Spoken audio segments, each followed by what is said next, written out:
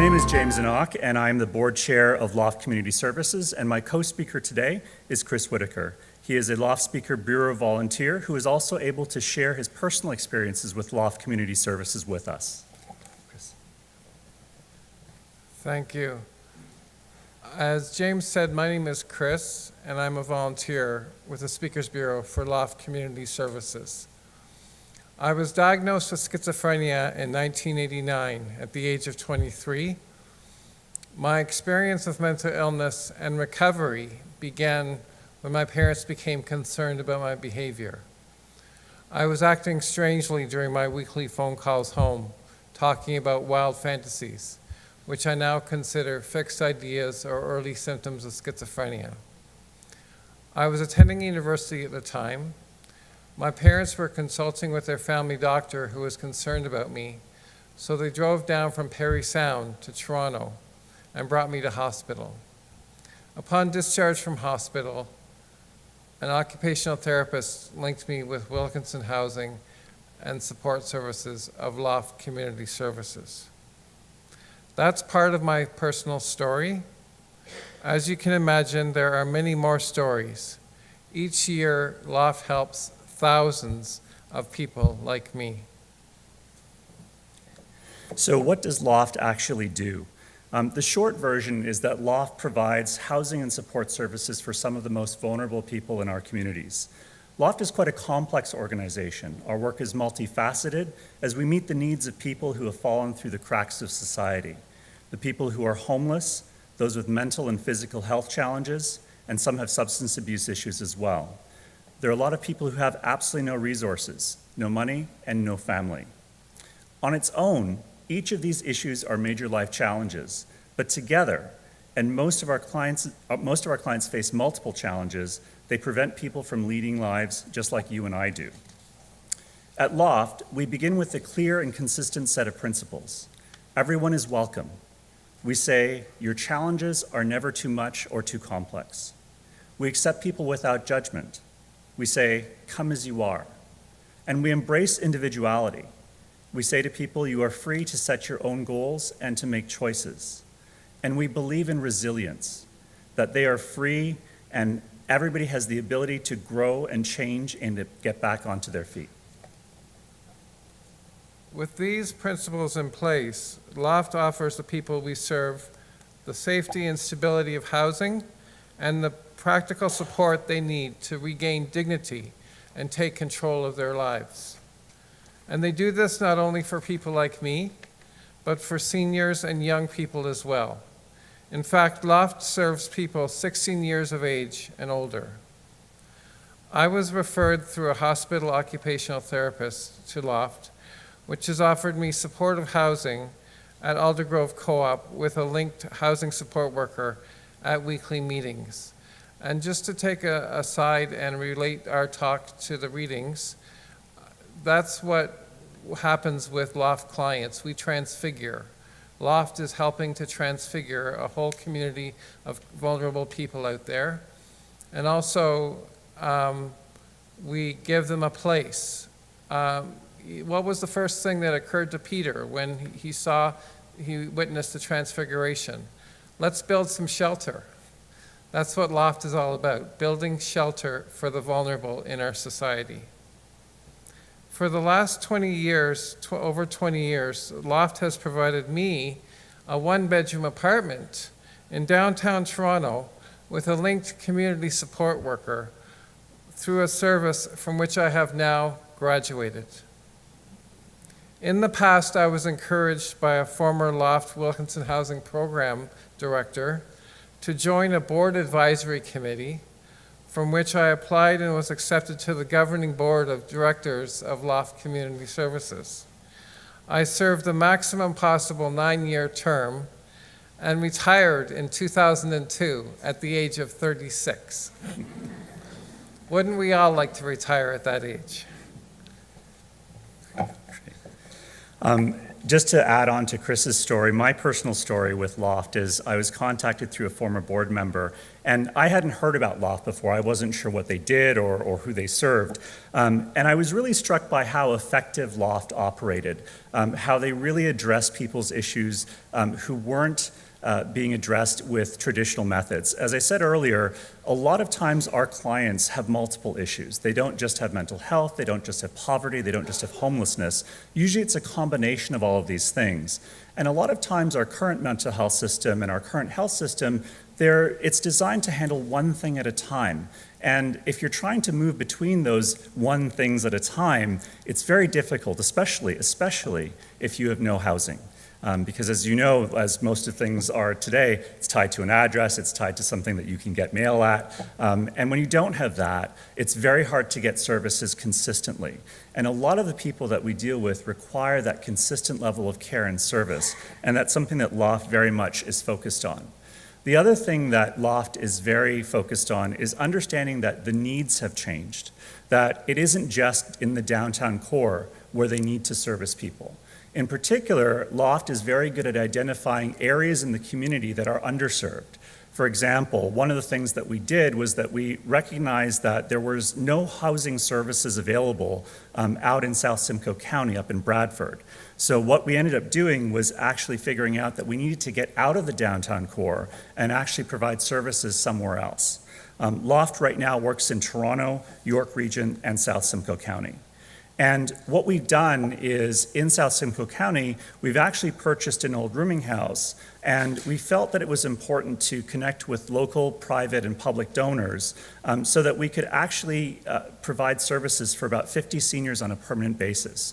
So we now have provided and housed 50 additional seniors in a service center that is fully serviced. They have access to food, medicine, programs, so that they actually have a home to go to.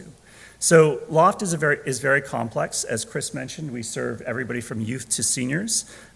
All together, we have over 70 program locations. We supply over 1,200 supportive housing units, and all told, we see about 4,600 people a year.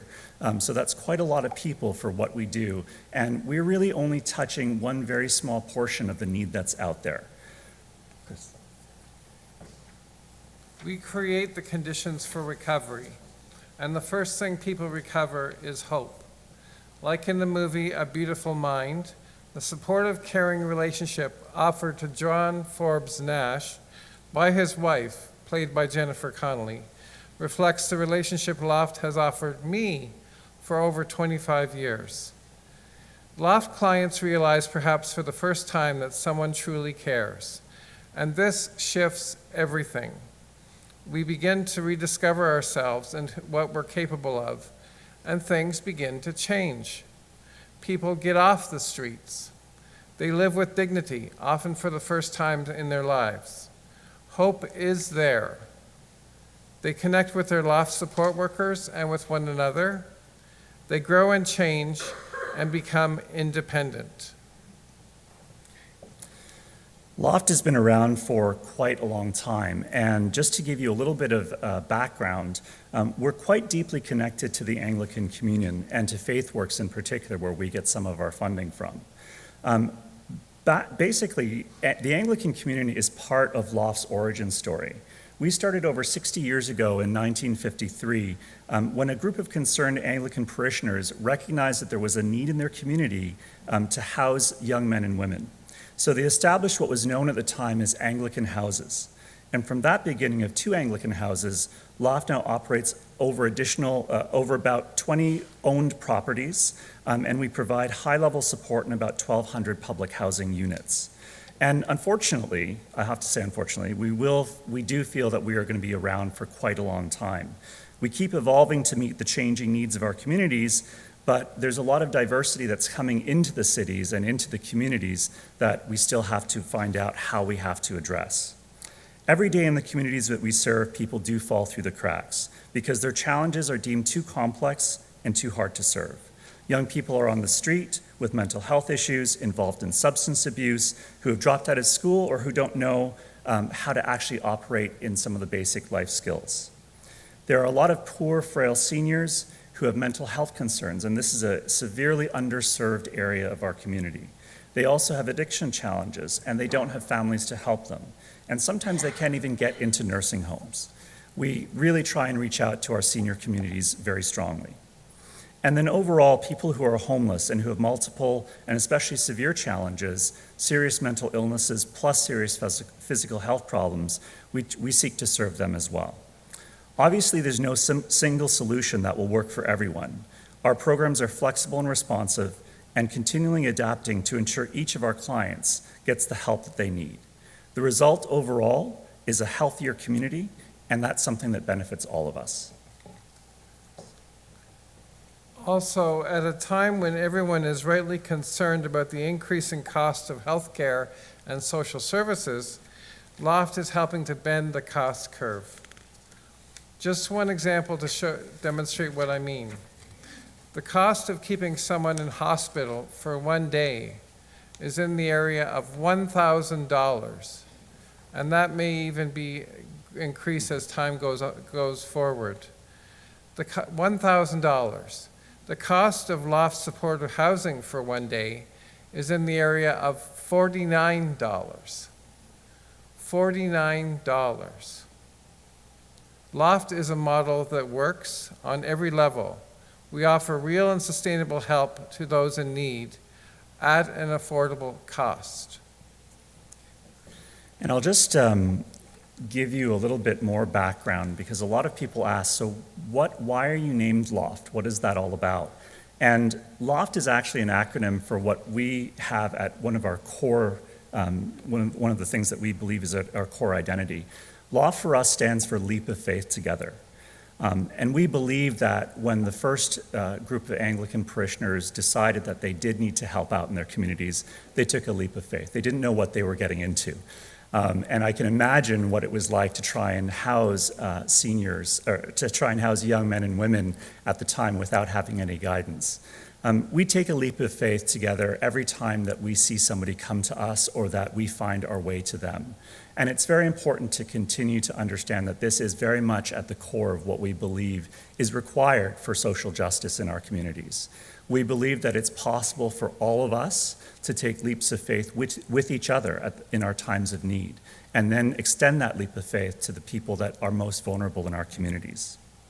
Thanks to people like you, LOFT is actually having a really big impact. And as I said, each year we help more than 4,000 people. And it's a huge jump from the first two houses that we had with the Anglican community. LOFT is definitely a model that works on every level. It's something that really allows us to sustain engagement with the community.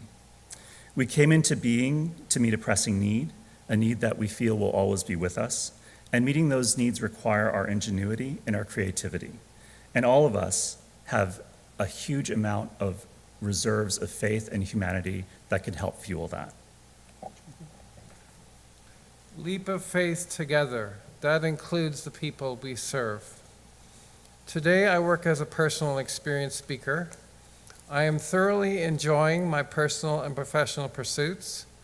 My most significant growth came once I obtained safe, secure, stable housing with LOFT.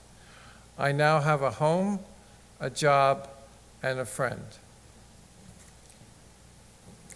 So it's been really great for us to speak with you today and to give you a little bit of an idea of where some of your FaithWorks donations go to. We thank you very much for your participation in the FaithWorks program, because it does allow us to help the most vulnerable in our communities. We're very humbled for being for your compassionate interest in inviting us here today to tell you a little bit more about FaithWorks and what LOFT does with your donations. And we look forward to continuing our conversation afterwards. Chris and I will be out in the lobby if you have any additional questions. Thank you very much for your attention today.